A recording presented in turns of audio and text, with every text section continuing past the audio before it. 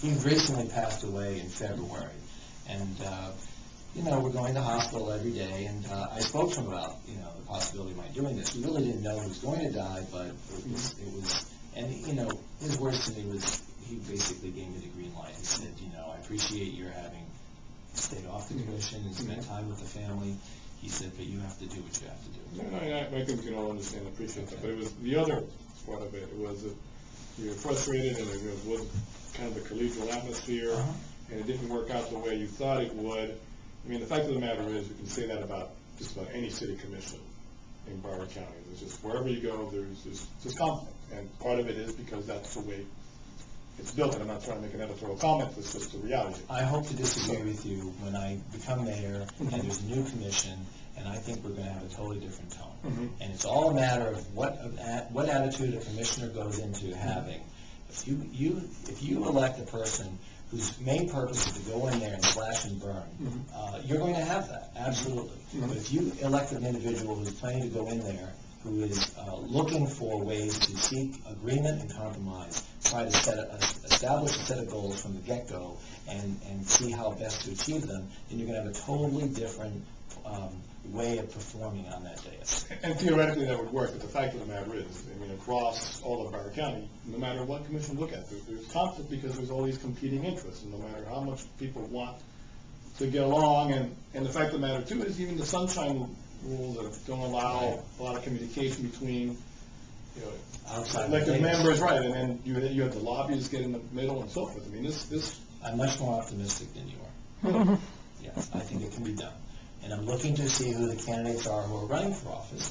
And amongst those who are running in the various districts, I think that we're going to have a nice, good crop of people who are going to take their seats at the table, and I think they have the same attitude.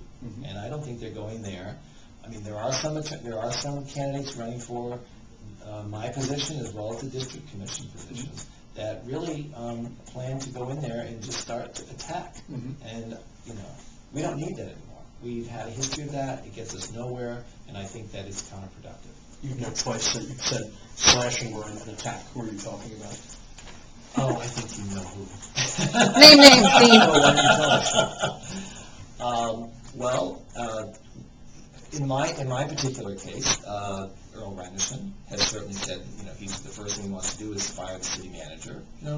Here's a typical example, okay? And anyway, Well, what about in District 2, where you live? Who do you want to win that race? I'm not on your editorial board. I think that Charlotte Rostrom has also exhibited that same characteristic of going in there attacking. Not, if anyone has gone in there with the intention of trying to destroy people as opposed to trying to work with them and create change, I think she's an example of that. I don't see that in Steve Glassman, and I don't see that in Howard Elfman. Did you endorse Charlotte Rostrom when she ran? Originally, yeah, absolutely, I endorsed her. And look what happened. She did a complete about-face. On another subject, your brochure talks about reining in bloated pensions. Yes. Talk specifically about police and firefighter pensions, where the big money is. Are those pensions bloated, and do you think those are the exact pensions I'm talking about? And I think you'll find consensus amongst many who are involved with municipalities, regardless of whether it's Fort Lauderdale or any municipality, that that's often the source of the financial drain for cities. And it's about time we realize that we can't afford these pensions anymore. Not that I'm trying to deny people what they're entitled to, and not that I'm trying to say that these people are not performing well in their jobs and therefore we shouldn't pay them, but we're at a point in time where we have to, tighten our belts and realize that times are changing. Now those times may change in the future, where suddenly we become flush with money and can spread around, more funds to more people. But right now we have a serious crime problem in Fort Lauderdale. We have an opportunity to address that problem without having to raise taxes, by shifting our priorities in our crime-fighting system. And that's where I feel that we can dip into those funds that have been normally used to pay for these pensions and hire more men and women to act on the streets recruit new recruits who can be the eyes and ears that we need, and reestablish community policing, which we have really not so much eliminated, but just replaced, thinking that we have a street crimes unit. It's not the same.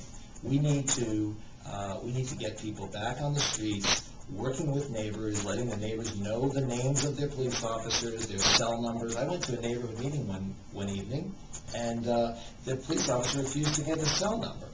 He said, "That's my personal cell number, I don't want to give it out." Well, that's not the way you connect with your police officer.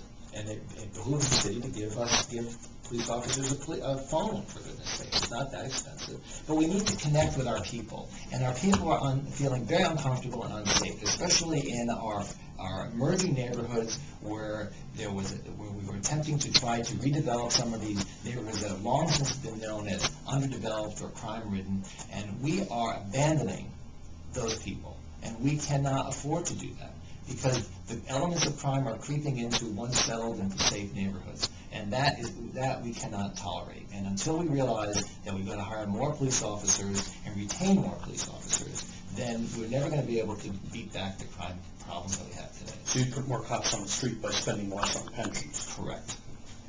How would you cut pensions? They're already The contracts obligated. Well, for those officers who are part of the pension contract up till now, you're right, but we can budget less for future years. How do you distinguish yourself from Jack Seiler, who also has served in elected office, when you're talking to voters? I think there are three things that distinguish me from all the candidates.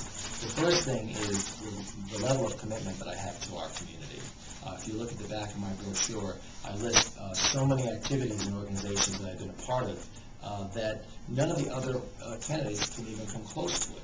Not that that's the measure of success, but it certainly shows, number one, a candidate's interest in his own community, and number two, having enough interactive experience with people amongst whom we live and work to know what the needs are, to know what the expectations are.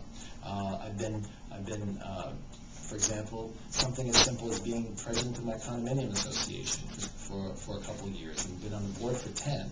I mean, those are the types of things that give you a connection to the people where you live. I've been active in outreach programs with the Fort Lauderdale Chamber of Commerce, as well as United Way. I've been part of the Broward Trust for Historic Preservation. I'm now a board member of Broward House. We all know what Broward House is. And I feel very good about being able to participate and raise money and raise awareness for people with HIV. So, Dean, not to interrupt you, but if you and Styler are giving similar message to voters, you both have served in office before, you both have a history here, how are you different? How are you? I'm getting there, okay? And listen to what I'm saying. Jack Styler cannot give you a record of involvement like I'm showing you. That's just point one. Point two, I'm the only person running for mayor who has any government experience in Fort Lauderdale. Jack Styler's experience is in Wilton Manors, and he's a state rep for an area of town that was partially inclusive of Fort Lauderdale, but mostly Pompano Beach. And so in terms of government experience, yes, he has government experience, but for a different government. And we are here in Fort Lauderdale. I know the people that live and work here. I know how our systems work. I can approach the dais and handle that gavel and start business from day one. I don't need a learning curve. And I think that my experience in understanding how the city works gives me a better understanding of how to make it work better. And thirdly, what distinguishes me from the other candidates is my record of accomplishment. Not only in the organizations of which I've been a part, but in serving as the vice mayor and commissioner during the 3 years I was in office. We accomplished a good deal. Going back to what I said earlier, we knew that overdevelopment was rampant in 2002, 2003. And when I took office, you will note that during the 3 years I was there, not one new beach project was passed during the time I was there. In addition, crime was at its highest level when I took office. We had basically depleted our ranks by at least 80 officers, which we had to replenish We reworked the budget, and we were able to replenish the Rensselaer Police Department as well as the Fire Department to address the problems that we had.